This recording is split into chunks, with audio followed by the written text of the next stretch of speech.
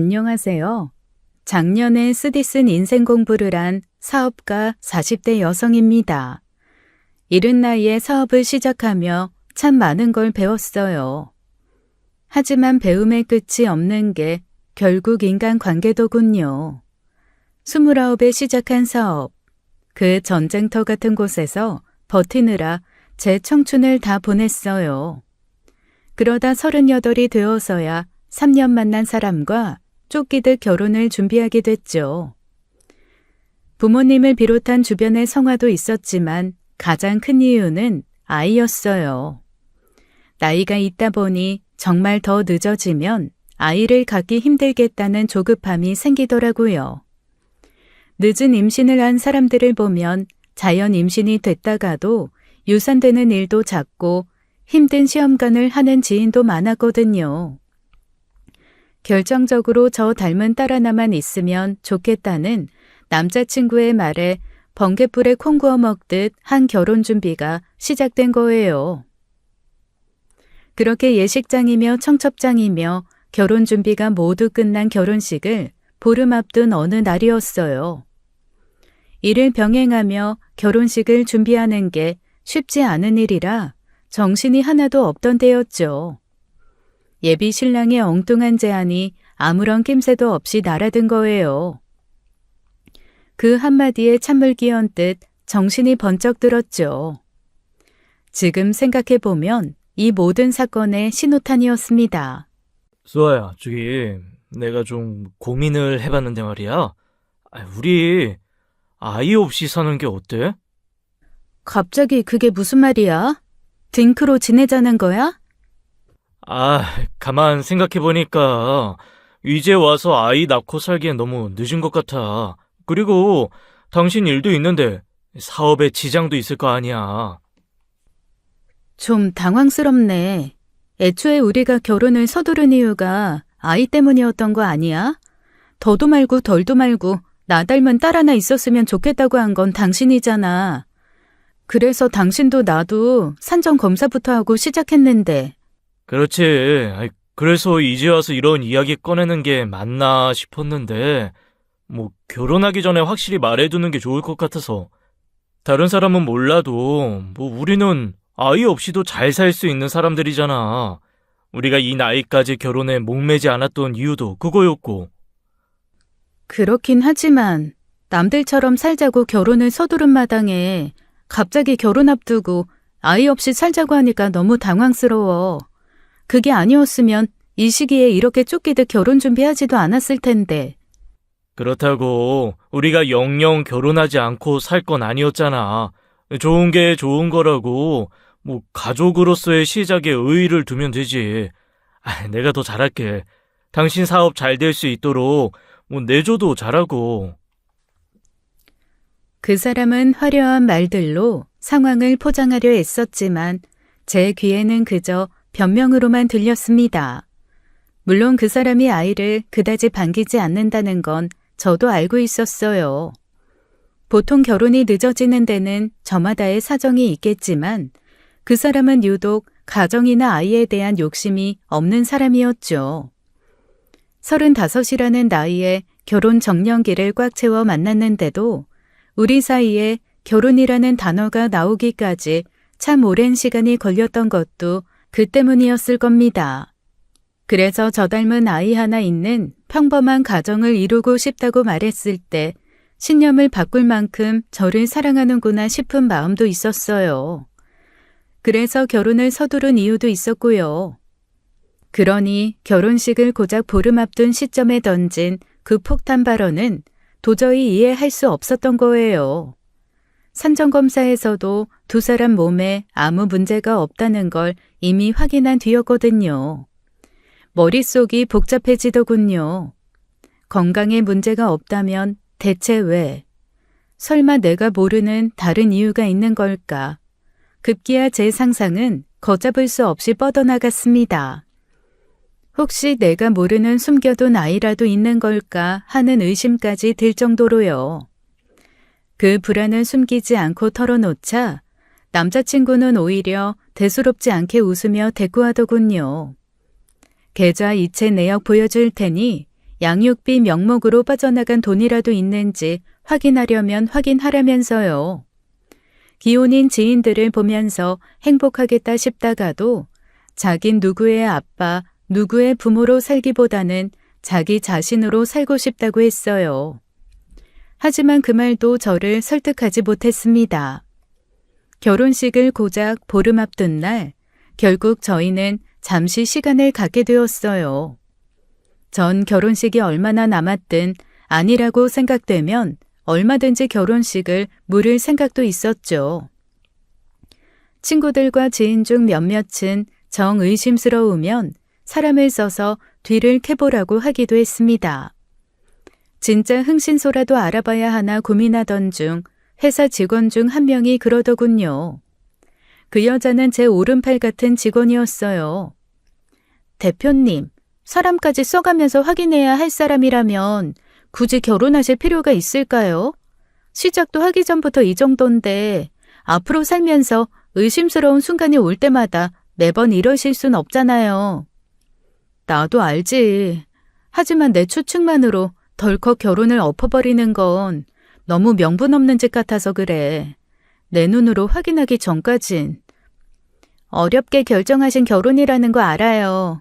하지만 믿음 없이 시작하시는 건 정말 아니라고 생각합니다. 처음부터 온전히 믿고 시작하든지 그게 안 되면 차라리 시작조차 하지 않는 게 맞지 않을까요? 주제넘는 참견이었다면 죄송합니다. 아니야, 임 실장. 듣고 보니 맞는 말이네. 고마워. 순간 머리를 한 대 얻어맞은 기분이었습니다. 명분을 앞세워 주춤거리던 저는 직원의 날카로운 지적에 정신이 번쩍 들었어요. 구질구질하게 사람을 써서 확인하기 시작하면 그 사람이 의심스러울 때마다 전 흥신소를 찾아야 할 거예요. 아니면 아니다. 그 한마디에 믿음이 서지 않는 사람이라면 결혼하지 않는 게 낫다고 생각했죠. 그래서 전 그 사람에게 결혼하고 싶지 않다고 했어요. 그러자 그 사람이 사색이 되어 펄쩍 뛰더라고요. 결혼식이 고작 일주일이 남은 상황이었으니까요. 그 사람은 결혼식을 코앞에 두고 파혼하는 건 남들에게 폐가 될 거라고 했어요. 지인의 사례까지 들면서 나이 들어 고생하는 초고령 산모의 위험성도 내세웠죠. 하지만 그 무엇도 제 마음을 흔들지 못했어요. 중요한 문제를 손바닥 뒤집듯 바꾸는 그 사람의 태도에 생긴 불신이 자꾸 저를 파혼 쪽으로 밀어붙였거든요. 그런데 갑자기 그 사람이 눈물을 보이는 거예요. 눈도 못 마주치고 테이블 위에 놓인 무수한 결혼식 관련 계약서들을 노려보는 눈에서 눈물이 흘렀죠. 그러더니 그 사람 입에서 뜻밖의 말이 나오더라고요.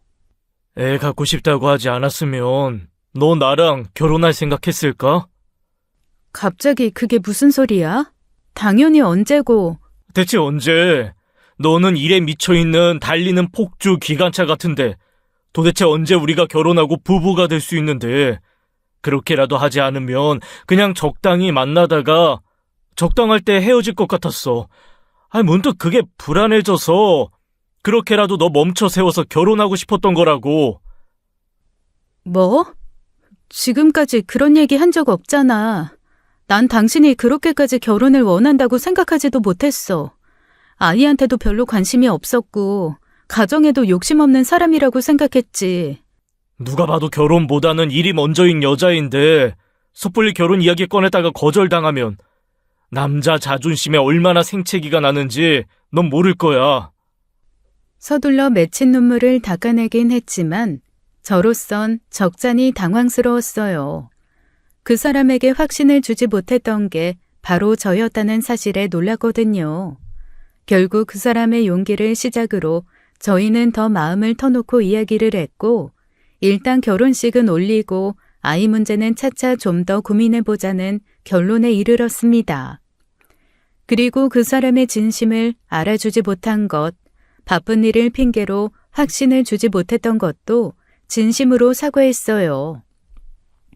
그게 악어의 눈물인 줄도 모르고 말입니다. 하나부터 10까지 눈물도 계산되었을 정도로 모든 게 치밀한 과정 중 하나였어요. 그렇게 무사히 결혼식을 올린 후 얼마간은 마음이 편했습니다. 결혼식을 준비하면서부터 급하게 해결해야 하는 다음 단계가 있는 것처럼 임신 준비를 하려고 했었거든요. 마침 회사 일도 바빠지는 와중에 아이 문제에 대한 부담을 덜게 되니 오히려 마음이 편하더라고요. 게다가 상대적으로 저보다 시간적 여유 있는 회사원인 남편의 내조를 받는 것도 생각보다 좋았습니다. 아침마다 아침 식사를 준비하고 늦게 들어온 날에는 제 손이 갈 필요도 없이 집안도 정돈되어 있었어요. 남편은 제가 돈을 더 잘 벌고 자기가 집안일해야 한다는 이유로 자격지심을 갖는 사람도 아니었죠. 저 역시 그런 남편을 무시하거나 등한시하지도 않았고요. 그래서 저는 저희가 서로를 존중하는 이상적인 부부의 모습을 갖췄다고 생각했어요. 덕분에 회사는 승승장구했고요.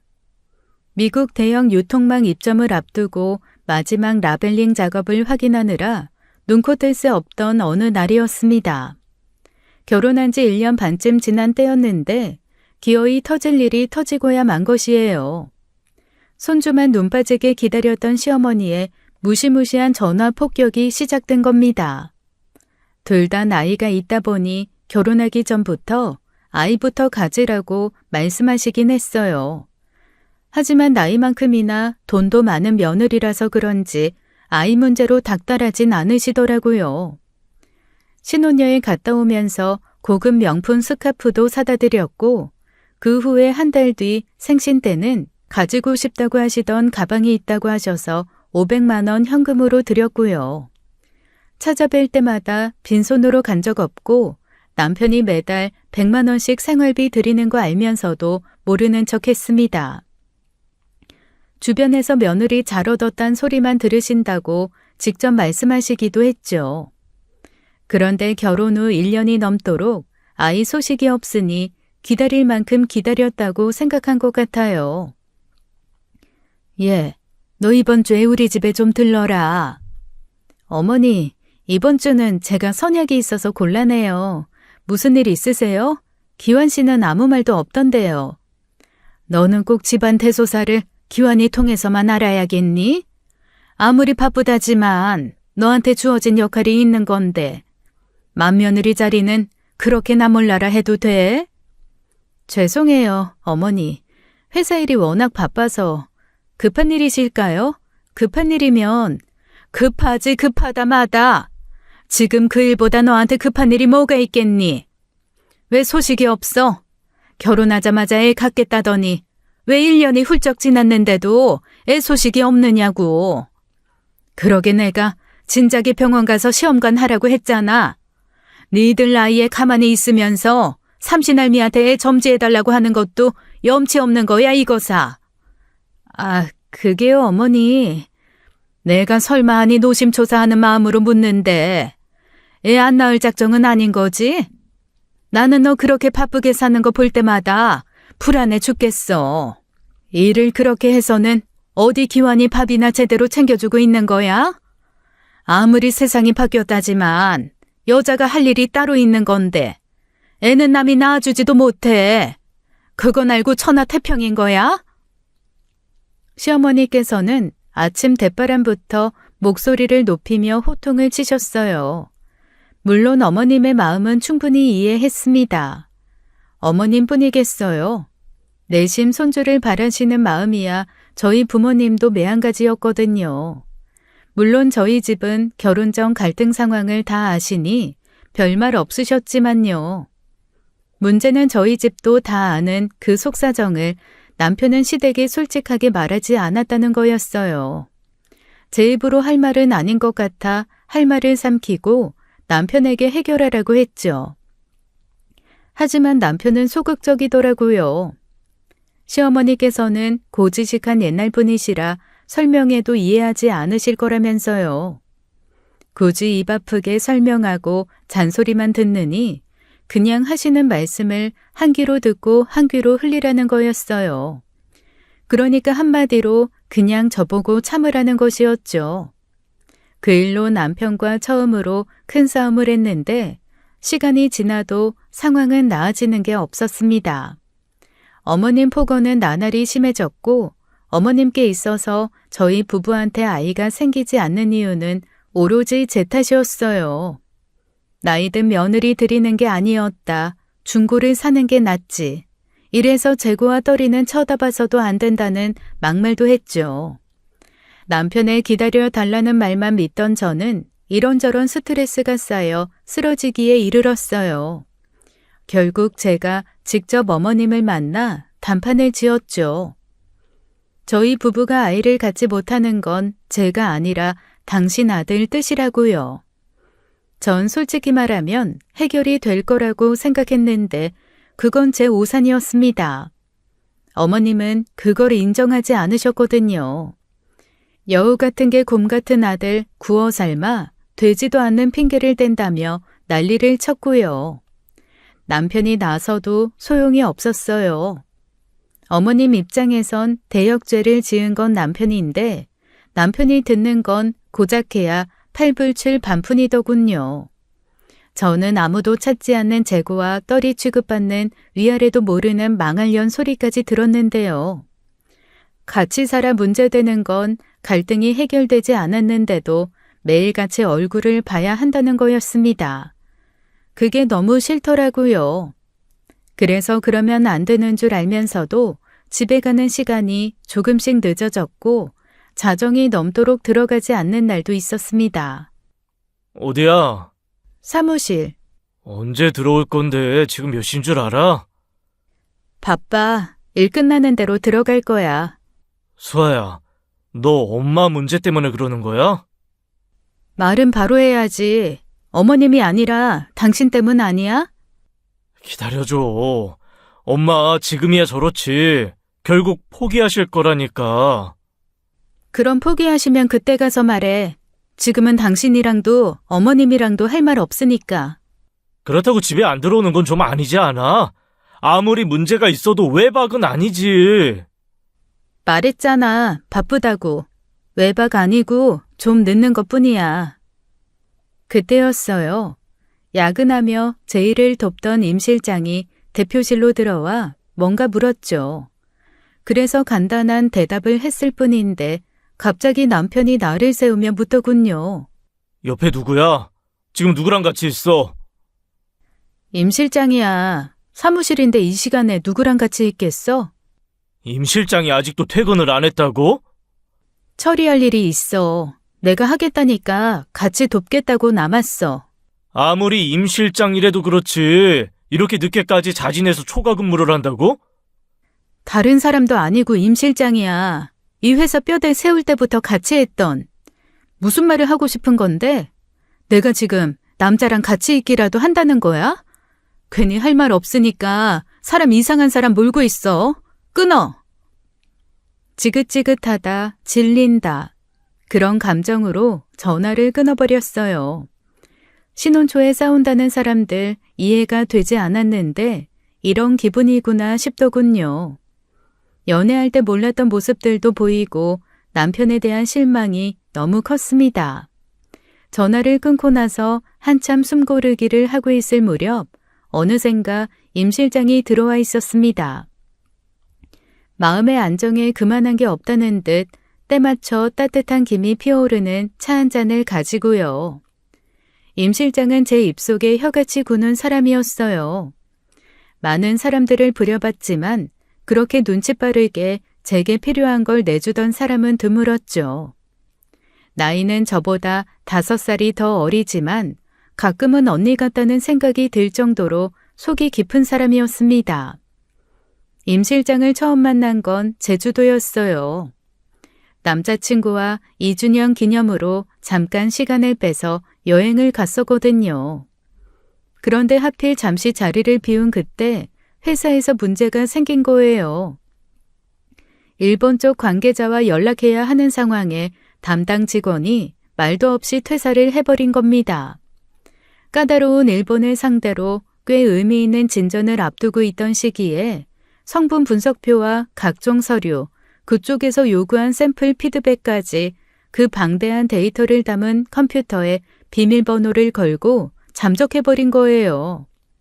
연초에 제대로 된 성과도 내지 못하면서 지나치게 많은 연봉을 요구하기에 거절했었는데 그 일로 안갚음을 하려고 벼르고 있었던 겁니다. 당장 6시간 후면 화상회의가 있을 예정이었는데 전 그걸 여행 이튿날 호텔에서 조식 먹다가 알게 된 거예요. 컴퓨터를 연다고 하더라도 당장의 일본 쪽 관계자를 상대로 유창한 일본어로 회의를 이끌 사람이 없었습니다. 무엇보다 신뢰를 중요하게 생각하는 그쪽 관계자들은 영어보다도 일본어로 계약을 진행하려는 우리 회사의 노력을 높이 샀었고요. 그런데 이제 와서 회사 문제 때문에 영어로 협상하자고 하면 수상하다고 생각할 게 뻔했죠. 갑자기 담당 직원이 사라졌다는 걸 알면 우리 회사에 대한 신뢰도도 떨어질 거고요. 이도 저도 못하고 직원들과 쉴 새 없이 연락하며 머리를 싸매던 그때 영웅처럼 나타나 절 도와준 게 근처에서 조식을 먹고 있던 임 실장이었습니다. 본의 아니게 옆에서 듣게 됐는데 혹시 일본 쪽 바이어랑 협상하셔야 하나요? 제가 도움을 드릴 수 있는 부분인 것 같아서요. 혹시 일본어 하실 줄 아세요? 네, 일본에서 살았던 적이 있거든요. 너무 곤란한 상황인 것 같아서. 그래 주시면 너무 감사하죠. 그야말로 구세주를 만난 것 같았습니다. 알고 보니 임 실장은 아버지 사업으로 유년 시절을 일본에서 보낸 데다가 이른 나이에 과장 직급을 단 유능한 인재였어요. 회의 3시간 전 극적으로 컴퓨터 문제를 해결해 넘겨준 자료를 그 짧은 시간에 전부 파악하고 주도적으로 회의를 이끌어 계약을 성공시켰죠. 그래서 정식으로 스카우트해서 데리고 온 사람이었어요. 솔직히 남자친구를 만나면서도 그런 생각을 해본 적이 없는데 그때 그곳에서 임 실장과 제가 만난 건 그야말로 운명이라고 생각했죠. 캐모마일이에요. 진정하시는데 도움이 될 거예요. 고마워 임 실장. 내가 임 실장 앞에서 별꼴을 다 보이네. 웃기지? 그러게 임 실장이 조언했을 때 결혼하지 말았어야 했는데 싶어서. 결혼 생활이 생각보다 힘드네. 아닙니다, 대표님. 제가 그때 그렇게 말은 했어도 후회했어요. 두 분 만나신 거 곁에서 지켜봐온 만큼 그렇게 단칼에 무자르듯 끝낼 수 있는 게 아니란 걸 아는데요. 이번에 미국 출장 가시는 동안 여행도 하시는 게 어떠세요? 이틀 정도면 시간을 빼실 수 있을 것 같은데. 그것도 나쁘진 않네. 그럼 임 실장도 같이 가는 게 어때? 어차피 나 혼자는 심심할 것 같고 임 실장도 제대로 된 휴가도 못 갔잖아. 아, 대표랑 가는 거라 휴가 같진 않을까? 저야 영광이죠. 저랑 대표님 은근히 취향이 겹치잖아요. 우리가 취향이 겹쳤던가? 그럼요. 그럼 제가 대표님 스케줄에 맞춰서 이틀 정도 여행 일정 만들어 보겠습니다. 바쁘게 살다 보니 잠시 콧구멍에 바람 넣는 것도 쉬운 일이 아니었어요. 복잡한 심경을 정리하는 데는 역시 쉰만한 게 없다는 생각이 들었죠. 그래서 일주일간 미국 출장을 간 김에 이틀 정도 뉴욕에서 시간을 보냈습니다. 그때만큼은 임 실장과도 회사 계급장을 떼고 집안일도 잊은 채 정말 즐거운 시간을 보내다 왔어요. 취향이 겹친다는 말이 무슨 의미인지 몰랐는데 알고 보니 정말 좋아하는 음식이나 스타일이 비슷한 면이 많더라고요. 가서 여행만 했겠어요. 이때다 싶어 시댁 문제와 남편 문제를 속 시원하게 털어놓았죠. 어쩌면 불편할 수도 있는 문제인데도 임 실장은 아슬아슬한 선을 지키며 제 속풀이를 다 들어주고 조언도 해주었습니다. 휴가로 머리를 비웠더니 남편과의 대화도 한결 수월해지더라고요. 시간을 가진 후 나눈 대화 끝에 남편이 어머님께 아이 문제에 대해 진심을 담아 전달했어요. 물론 어머님께서는 탐탁지 않게 생각하며 고지고대로 받아들이진 않으셨지만요. 며느리는 낳고 싶어 하는데 아들이 결사 반대한다는데 저한테 뭐라고 하시겠어요. 문제는 일단락됐지만 사실 시댁과의 관계는 점처럼 돌아가긴 어려웠습니다. 남편 고등학생 때 시아버님이 돌아가신 후 시어머니께서 쉽지 않은 인생을 살아오신 건 알아요. 그래서 잘하려고 했고 저희보다는 형편이 어려운 시동생 몫까지 제가 책임지려고 했었어요. 하지만 바보도 아니고 재고의 떨이 취급까지 받아놓고 전처럼 잘하고 싶겠어요. 적당히 시댁과 거리를 두고 시댁 문제는 모두 남편에게 맡겼습니다. 직접 챙기던 생신, 어버이날 전부요. 때가 되면 안부 전화만 한 번씩 드렸죠. 한참 그렇게 지내던 어느 날 그게 못마땅했는지 불만 섞인 전화가 온 거예요. 너 지난주에 내 생일 그냥 지나갔더라? 그날 전화 드렸잖아요. 전화는 전화고 주변에서 며느리한테 선물 뭐 받았냐고 했는데 내가 할 말이 없어서 민망해 다 죽는 줄 알았어. 어머님 선물은 기환 씨가 하지 않았나요? 기환 씨한테 맡겼는데요. 아들은 아들이고 며느리는 며느리지.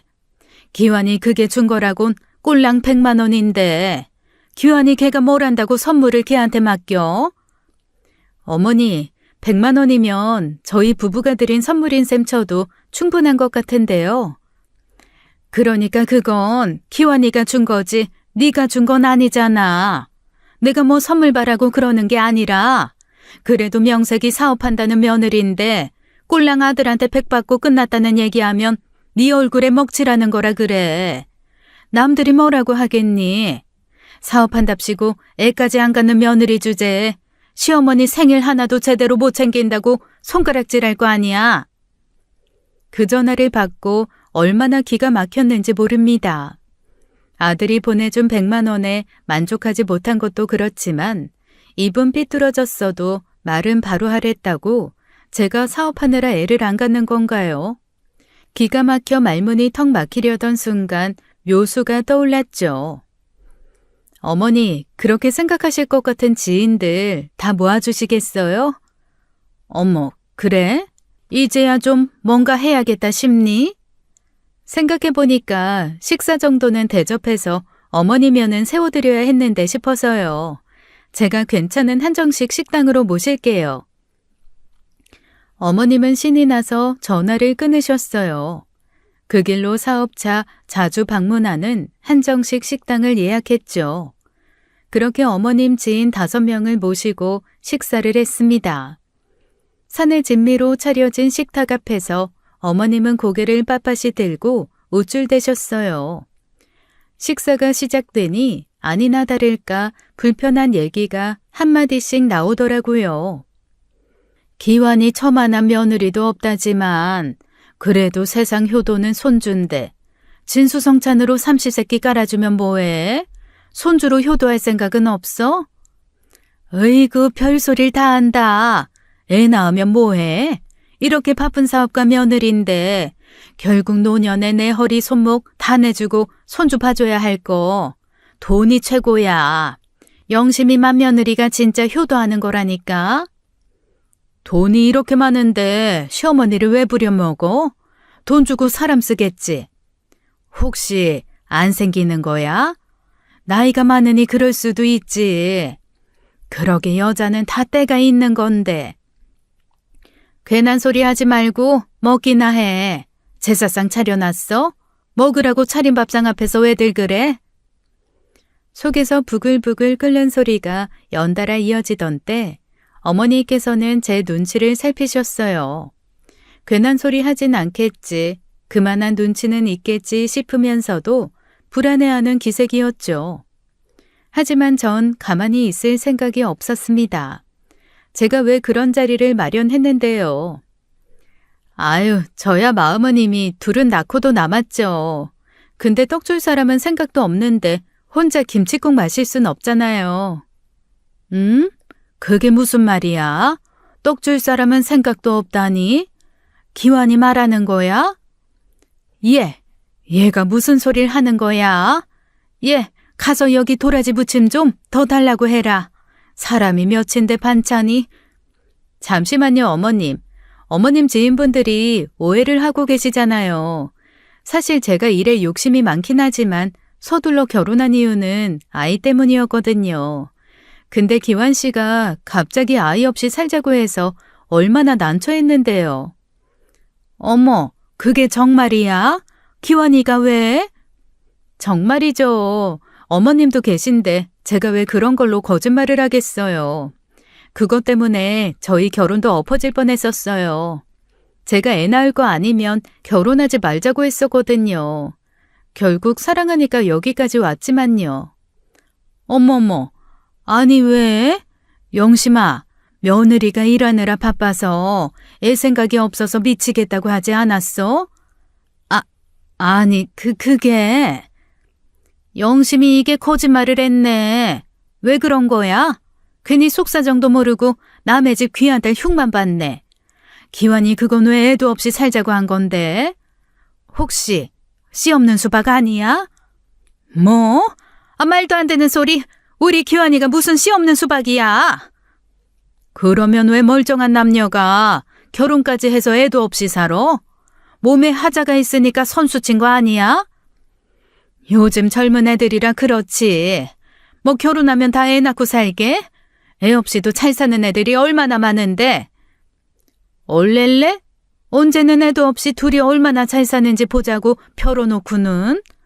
너 그동안 네 아들 하자 있어서 애 없이 사는 거 며느리 탓으로 돌리고 흉보고 다닌 거야? 네 생일이라고 이렇게 대접해주는 며느리를? 아니, 그게 아니라니까. 예, 너 왜 가만히 듣고만 있니? 뭐라고 말 좀 해봐. 전 대답 대신 살짝 미소를 흘렸습니다. 마치 대답하기 난처한 질문을 받았다는 듯이요. 때마침 임 실장이 기다렸다는 듯이 절 찾으러 왔고 전 자연스레 그 자리를 벗어날 수 있었어요. 세상에 어찌나 통쾌하던지 뻥 뚫린 가슴으로 상쾌한 바람이 부는 것 같았습니다. 물론 그 일로 어머님은 뒤집어지셨어요. 식사도 제대로 못하고 나와서 남편한테 연락해 한바탕 했다더군요. 제가 틀린 말을 한 건 아니니 남편도 할 말은 없었죠.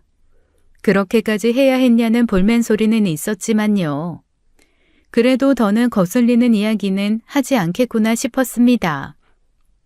그런데 생각지도 못한 일로 얼굴 붉히게 되는 일이 생긴 거예요.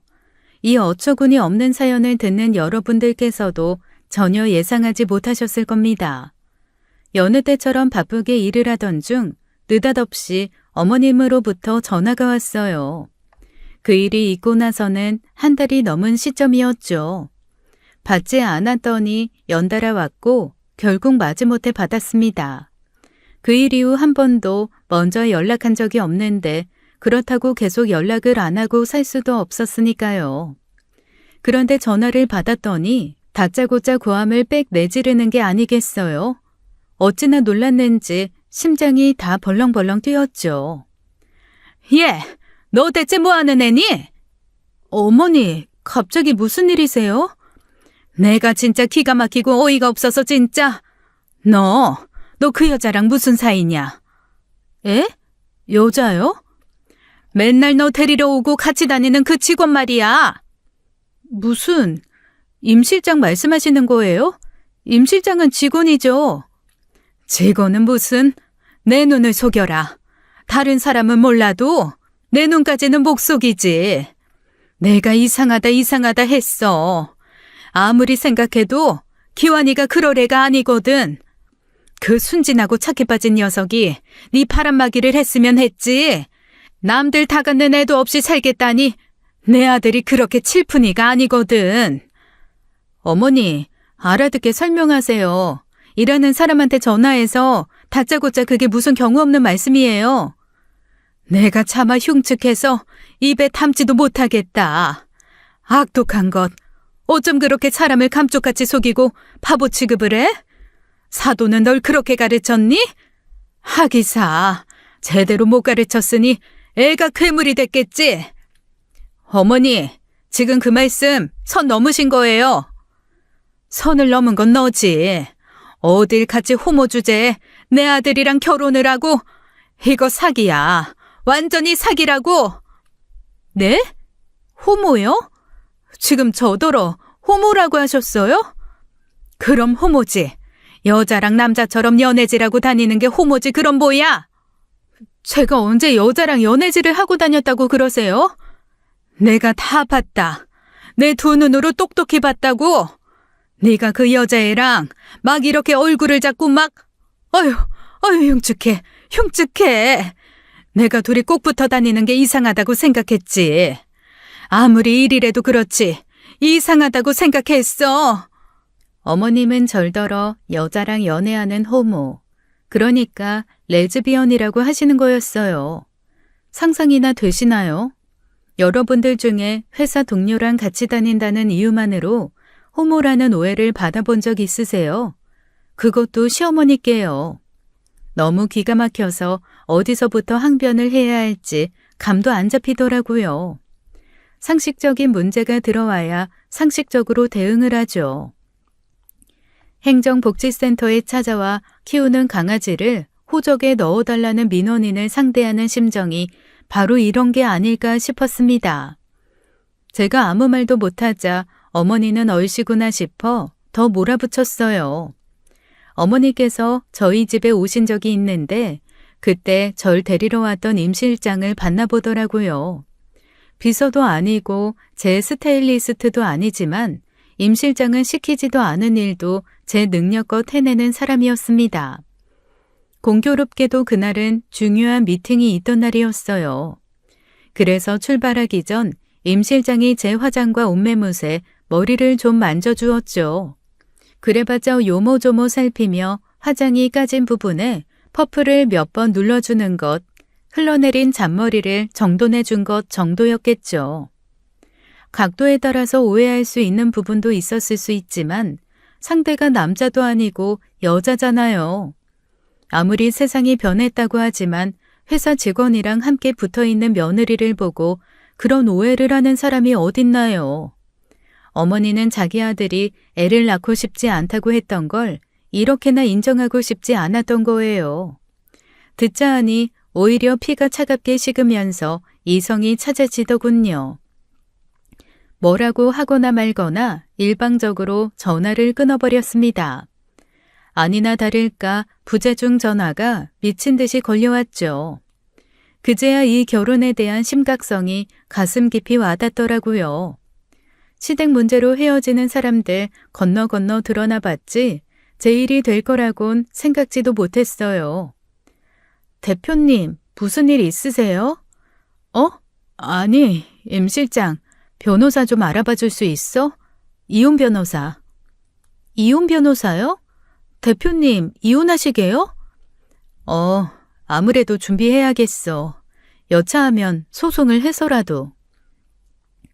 염려하는 기색이 역력한 표정으로 재차 무슨 일이냐고 묻는 임 실장에게 그 일을 털어놓았습니다. 여느 때처럼 제 고민에 꼼꼼하게 귀를 기울이며 절 위로해 주었죠. 늘 이성적인 조언과 위로를 하는 사람인데 그날만큼은 본인도 얼굴을 붉히더라고요. 선을 많이 넘으셨네요. 미안해 임 실장. 내가 임 실장 볼 면목이 없어. 나 때문에 임 실장까지 불필요한 오해를 받았잖아. 그게 왜 대표님 탓이에요. 불필요한 오해를 한 분이 잘못이지. 그래서 남편분과 이혼까지 하시겠다는 거예요? 지금까지 지켜봐온 바로는 이런 문제에서도 그 사람은 완벽하게 내 편이 되어주지 않을 것 같아. 애를 원하지 않은 건 본인이었으면서 날 앞세워 숨어 있었던 것처럼 이번에도 오해를 사게 한 내 탓이라고 하겠지. 대표님께서 무슨 결정을 하시던 존중합니다. 그런데 조금만 더 이성적으로 생각하셨으면 해요. 지금 대표님 누구보다도 이성적으로 보이시지만 화가 많이 나신 것 같거든요. 남편분과 제대로 이야기 나눠보시고 나서 결정하셔도 늦지 않아요. 두 분 많이 사랑해서 결혼하신 거잖아요. 임 실장 말이 맞았어요. 이성적으로 생각한다고 생각했지만 실은 어머님의 그 오해에 피가 거꾸로 솟아 비이성적인 판단을 앞세우고 있었죠. 임 실장은 이혼은 섣부른 결정이며 시댁 문제는 부부 문제와 별개가 되어야 한다고 이성적인 조언을 해주었어요. 덕분에 남편과 보다 이성적인 대화를 할 수 있었죠. 남편은 예상외로 어쩔 줄을 몰라 하면서 사과하더라고요. 어머님의 오해와 언사가 너무 지나쳤다면서요. 그러면서도 중재에는 소극적이었습니다. 남편이 나서서 아이를 가지고 싶지 않다고 말했는데도 제멋대로 생각한 것처럼 오해를 풀겠다고 갖은 수를 쓰더라도 어머님은 자기가 생각하고 싶을 대로 생각할 거라면서요. 그래서 가만히 있을 거냐고 따져 물었더니 솔직히 말하면 그게 최선이라고 생각한대요. 그냥 뭐라고 생각하든지 말든지 전화도 받지 말고 만나지도 말고 무시하라고요. 듣다 보니 남편 말대로 그게 최선이라는 생각이 들었어요. 어쨌든 남편이 어머님 편에 서서 이혼으로 치닫는 일은 아니라 다행이라고 생각했죠. 하지만 그것 역시 저와 남편의 오산이었습니다. 그날은 제 생일이었어요. 직원들의 깜짝 파티를 받고 대표실로 들어왔는데 임 실장이 제게 선물로 목걸이를 주더군요. 그러면서 착용을 도와주겠다고 나선 그 순간 갑자기 문이 벌컥 열리더니 시어머니가 들어온 거예요. 이거 봐. 이거 봐. 너 이러고도 발뺌이냐? 내가 이렇게 두 눈 뜨고 팠다는데도? 어머니, 여기까지 어떻게? 네가 시애미 알기를 우습게 알면서 무시해서 왔다.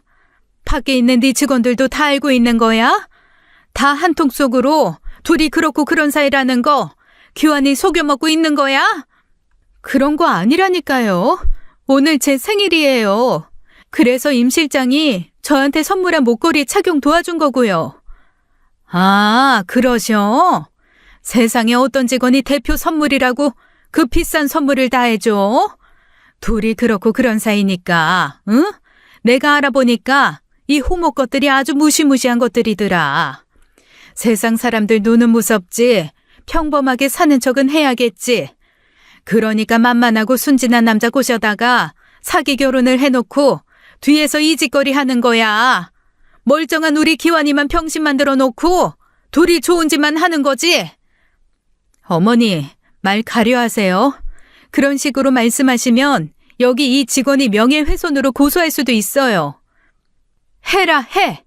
애미가 자식 문제 앞에서 무서울 게 뭐가 있겠냐. 아! 어머님은 다짜고짜 제 머리채를 잡고 흔들었습니다. 그걸 떼어내려고 얼마나 애를 썼는지 몰라요. 직원들이 다 들러붙어 간신히 떼어냈고 한 발짝도 움직일 수 없다고 버티시는 걸 근무 중이던 남편이 급하게 반차를 내고 와서야 돌아가셨습니다. 그 일로 저는 시어머니와 완전히 연을 끊고 지내기로 했어요. 도저히 제가 감당할 수 있는 분이 아니라고 생각했죠. 한 번만 더 회사에 찾아오면 직원을 동원해서라도 이번 일을 들먹여 고소장을 접수할 거라고 으름장도 두었습니다. 그렇게 심란한 마음으로 제대로 손에 잡히지도 않는 일을 붙들고 있던 어느 날이었어요.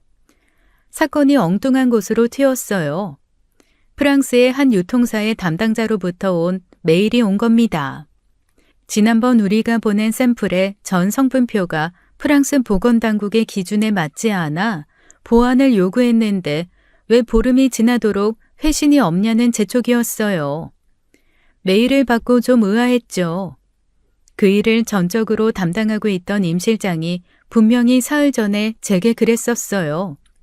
프랑스 쪽에서 성분 배합을 만족해하고 있으며 서류상 문제도 없어 막바지 단계에 이르렀다고요. 전 바로 임 실장을 불러 물었습니다. 그러자 기분 탓인지 임 실장의 눈빛이 아주 찰나 미세하게 흔들리더라고요. 그쪽 담당자 성격이 많이 급한 것 같더라고요. 이거 이미 제가 어제자로 답변 보냈습니다. 어제라고? 근데 이메일은 방금 온 건데? 프랑스 쪽 서버가 종종 우리 쪽 대용량 첨부 파일을 스팸으로 걸러내는 모양이에요. 지난번에도 한번 그러더니 또 말썽을 일으킨 것 같습니다. 사흘 전에 문제 없어서 마무리 단계라고 했던 건 뭐야? 그건 죄송합니다, 대표님. 변명의 여지 없이 제 잘못이에요. 사실 서류 중에 원료 제조사 보안 등급 때문에 조금 까다로운 게 있어서 조율하느라 시간이 좀 걸렸거든요. 어차피 해결될 문제인데 대표님 신경 쓰실 것 같아서 제가 애둘러 말씀드렸어요. 제 판단 착오였습니다. 그러면 안 되는 거였는데. 아, 그래? 다음부터는 일 진행 상황은 있는 그대로 보고해줘. 나가봐. 가볍게 목례하고 나가는 임 실장의 잔상을 바라보던 저는 마음이 좀 심란했습니다. 그럴 수 있다고 이해하면서도 한편으로는 이해가 되지 않았거든요. 그건 분명 일에 있어서 철두철미한 임 실장답지 않았으니까요. 의심스러운 정황은 있지만 아무래도 임 실장을 믿고 싶은 마음도 컸어요. 그래서 일단 임 실장 몰래 전반적인 상황을 자세히 살펴야겠다고 생각했죠. 그즈음 미국 쪽 출장과 여름 휴가가 겹쳐서 회사를 오래 비우게 되었습니다. 아무래도 다음 분기 큰 이벤트를 앞둔 터라 회사를 비우는 게 내키지 않더라고요. 물론 임 실장도 급한 일만 해결하고 제가 먼저 미국에 들어간 후 사흘 후에 들어오게 되어 있었어요. 저녁 비행기를 앞두고 회사에 들러 빠진 서류를 챙겨나가려는데 갑자기 직원 하나가 저를 찾아왔습니다. 대표님, 바쁘신 건 아는데 지금 꼭 말씀드려야 할 것 같아서요. 아, 급한 일이야? 임 실장님 건이에요. 순간 저는 무슨 일이 있어도 그 얘기를 들어야겠다는 생각이 들었습니다. 그래서 비행기 시간이 촉박했지만 직원과 마주 앉았어요. 직원은 하기 힘든 이야기인 듯 한참 목소리를 가다듬었고 그 시간이 길어질수록 저도 초조해졌습니다. 비행기 시간 때문이 아니라 알고 싶지 않은 진실이 기다리고 있는 것 같아서요. 이거 연구실 서버에서 추출한 로그 기록이에요. 임 실장님, 우리 핵심 배합비의 염기 서열 데이터까지 외부 클라우드로 통째로 복사해 갔어요. 그게 다가 아니에요. 실은 제 지인 중에 임 실장님을 아는 사람이 있는데 임 실장님께서 가족 명의로 회사를 만든 것 같아요. 근데 회사가 다음 분기 저희 제품 성분과 같은 제품을 내세운 카피 브랜드를 준비 중인 것 같더라고요. 그게 사실이야? 저도 처음엔 믿기지도 않았어요.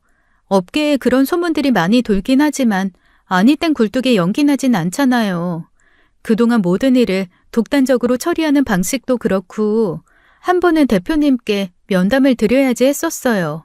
게다가 우연히 실장님 전화 통화를 듣게 됐는데 하면 안 되는 얘기를 하시는 것 같더라고요. 직원은 녹음 파일을 열었어요. 소리가 깨끗하진 않았지만 외부로 나가면 안 되는 회사 기밀 이야기를 발설한 정황은 분명했습니다. 머릿속이 하얘지더군요. 한치의 의심도 없던 사람이었습니다. 스파이도 많고 배신도 많은 세계라지만 제 밑에서 수족처럼 수년을 일한 사람이었어요. 제 입속에 혀처럼 굴며 말하지 않아도 제가 필요한 것들을 떠다 바치던 사람이었고요. 공항으로 가는 내내 머릿속이 너무 복잡해 섣불리 발걸음을 떼지 못했습니다. 발권도 마쳤는데 앉아있다가 출국장도 나가지 못했어요. 결국 전 급히 일정을 변경한 후 집으로 돌아와야 했습니다. 얼른 욕조에 몸을 담그고 한숨 푹 자고 싶은 생각뿐이었어요. 더한 진실이 기다리는 줄도 모르고 말이에요. 그런데 집안 분위기가 이상했어요. 거실 텔레비전은 켜져 있고 식탁 위엔 먹다 남은 회와 매운탕이 맥주캔과 함께 있었죠. 본능적으로 이 집에 남편 말고 다른 사람이 있다는 걸 알아챘습니다. 그러고 보니 현관에도 낯선 운동화가 한 켤레 더 있었어요. 수상하다는 생각이 들자마자 안방에서 인기척이 들렸죠. 전 주저하지 않고 성큼성큼 다가가 손잡이를 비틀어 열었습니다. 그리고 눈앞에서 끔찍한 광경을 마주했죠. 벌거벗은 남녀가 정신을 놓고 뒤엉켜 있는 모습이요. 너무 당황스럽고 놀라 넋을 놓고 있는데 놀란 남편이 먼저 벌떡 일어나 절 보더라고요. 여보, 당신이 왜, 당신 미국에 간 거 아니었어? 제가 출장으로 집을 비운 사이 집으로 여자를 불러 바람을 피우고 있었다는 건 큰 충격이었어요. 그런데 그보다 더한 충격이 연달아 왔습니다. 황급히 이불을 끌어안으며 몸을 가리던 여자가 너무나 익숙한 사람이었던 거예요. 다만 그 사람에게서 지금껏 볼 수 없었던 표정을 하고 있었죠. 임 실장이 대체 여기 왜... 대표님, 그게 뭐, 어떻게 된 건지 설명을 해봐.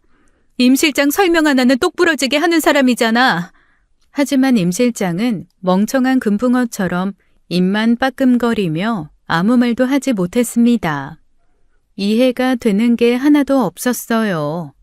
믿음직한 부하 직원이 뒤로는 딴 주머니 찰 계획을 세우고 있었다는 것만으로도 충격인데 심지어 몰래 내 남편까지 만나서 차지하고 있었다니요.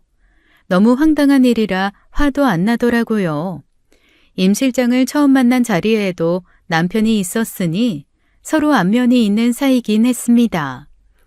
업무차 집에도 잠깐 들른 적이 몇 번 있었고요.